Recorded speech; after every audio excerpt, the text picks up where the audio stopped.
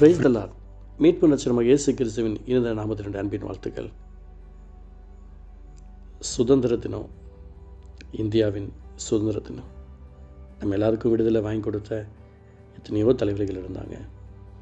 ஆனால் ஆவிக்குரிய விஷயத்தில் விடுதலை வாங்கி கொடுக்க ஆவியானவர் மட்டும்தான்.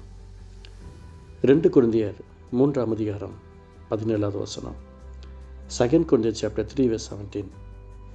கர்த்தரே ஆவியானவர், கர்த்தருடைய ஆவி எங்கேயோ அங்கே விடுதலையும் உண்டு. கர்த்தரே ஆவியானவர், கர்த்தருடைய ஆவி எங்கேயோ அங்கே விடுதலையும் உண்டு. இயேசப்பாவோட அன்பான அந்த பரிசுத்த பிரசன்னம் நம்மை தொடணும், நம்மை நிரப்பணும், நம்ம மேலே அது கிருபையாய் வளரணும். ஆவியானவர் நமக்குள்ளே இருக்க நமக்குள்ளே ஆட்டோமேட்டிக்காக விடுதலை இருக்கிறது.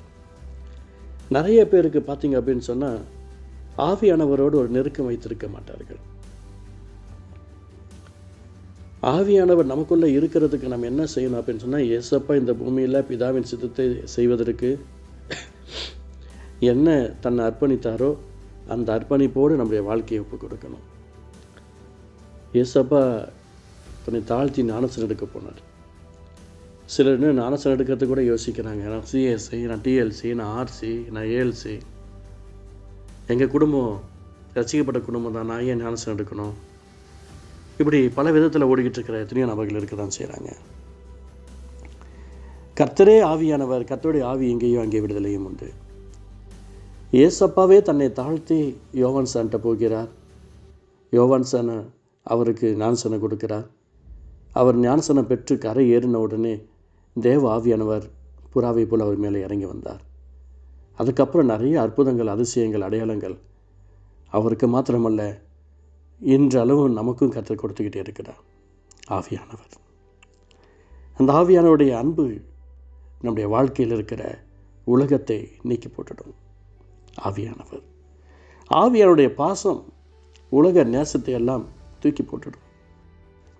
உங்களுக்கு இயேசுவின் நாமத்தில் நான் சொல்கிறேன், ஆவியானவருக்காக இருக்க மாட்டேங்க. ஒப்பு கொடுப்போம். அந்த தேவ அன்பினால் நிரம்புவோம், தேவனுடைய பாசத்தால் நிரம்புவோம், தேவனுடைய நேசத்தால் நிரம்புவோம். எங்களை ஆசீர்வதிங்கப்பான்னு சொல்லி கேட்போம். கர்த்தரே ஆவியானவர், கர்த்தருடைய ஆவி எங்கேயோ அங்கே விடுதலையும் உண்டு. ஆவியானவரே, நீங்கள் என் கூட இருக்கணும்ப்பா. எங்கள் சபையில் இருக்கணும் ஆண்டவரே, எங்கள் வீட்டில் இருக்கணும், எங்கள் காரில் இருக்கணும், எங்கள் பிரயாணங்கள் இருக்கணும், நாங்கள் வேலை செய்கிற இடத்துல இருக்கணும், எங்கள் வீட்டில் இருக்கணும், எங்கள் பிஸ்னஸில் இருக்கணும். கடன் என்ற பிரச்சனையிலிருந்து விடுதலை உண்டாகட்டும், வேதனை என்ற பிரச்சனையிலிருந்து விடுதலை உண்டாகட்டும், துன்பம் என்ற பிரச்சனையிலிருந்து விடுதலை உண்டாகட்டும். இயேசப்பா அற்புதம் செய்வார்.